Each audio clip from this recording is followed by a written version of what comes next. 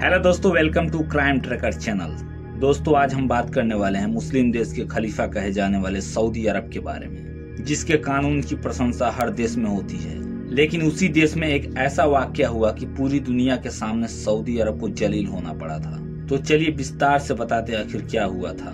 बात 25 दिसंबर 2011 की है। सऊदी के किंग साउद अस्पताल में लामा नाम की एक 5 साल की बच्ची को उसके पिता फेहान अल गामदी के द्वारा भर्ती करवाया गया। डॉक्टरों ने लामा की हालत देखी तो वो सब हैरान हो गए थे, क्योंकि लामा की रीढ़ की हड्डी टूट चुकी थी, उसके नाखून उखड़ गए थे, उसका सिर किसी भारी चीज से कुचला गया था और वहीं उसके साथ यौन संबंध बनाया गया था, जिसके कारण 5 साल की बच्ची लामा का मलाशय पूरी तरह से फट गया था।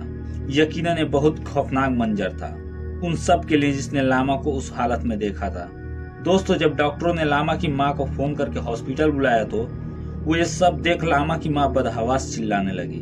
लामा की मां ने लामा के पिता फेहान अल गामदी पर यह आरोप लगाया कि उसने ही मेरी 5 साल की बेटी लामा का यौन शोषण किया तथा पूरी तरह से मारा, जिसकी वजह से लामा कोमा में चली गई। जिसके बाद से सऊदी पुलिस ने फेहान अल गामदी को गिरफ्तार कर लिया और उसके ऊपर विभिन्न धाराओं में मुकदमे चलाए गए। दोस्तों, मैं आपको बता दूं, फेहान अल गामदी सऊदी अरब में एक मौलवी था जो सऊदी टीवी शो में ज्ञान बांटता था।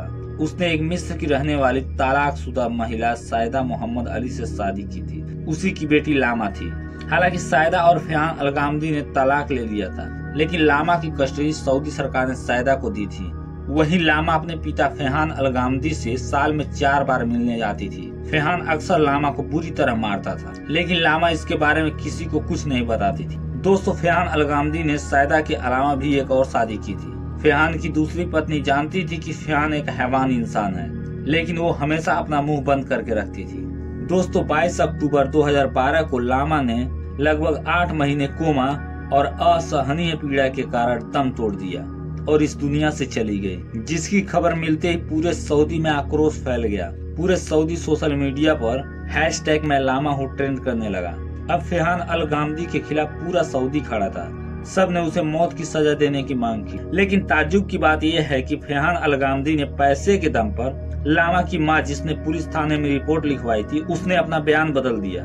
उसने कहा कि उसके पति फेहान अल गामदी ने लामा का बलात्कार नहीं किया था, ये बातें बस अफवाह थी। उसने कहा कि फेहान लामा को अनुशासन में रखना चाहते थे, जिसके कारण लामा की मौत हो गई। इसके बाद सऊदी में सायदा और फेहान के खिलाफ काफी नाराजगी जाहिर की गई थी, जिसके बाद सऊदी सरकार ने फेहान को 800 कोड़े और 8 साल की सजा सुनाई गई और वहीं फेहान की दूसरी पत्नी को 150 कोड़े और 4 साल की सजा सुनाई गई, क्योंकि उसने फेहान को रोका नहीं था इन अपराधों के लिए। दोस्तों, बहुत ताज्जुब की बात है, जिस सऊदी अरब में छोटी छोटी गलतियों के कारण मौत की सजा दी जाती है, उस सऊदी में इतने बड़े जघन्य अपराध के लिए सऊदी कैसे पीछे हट गया? तो उसका जवाब है उसका खुद का कानून, यानी ब्लड मनी। आसान भाषा में कहूँ तो मुआवजा।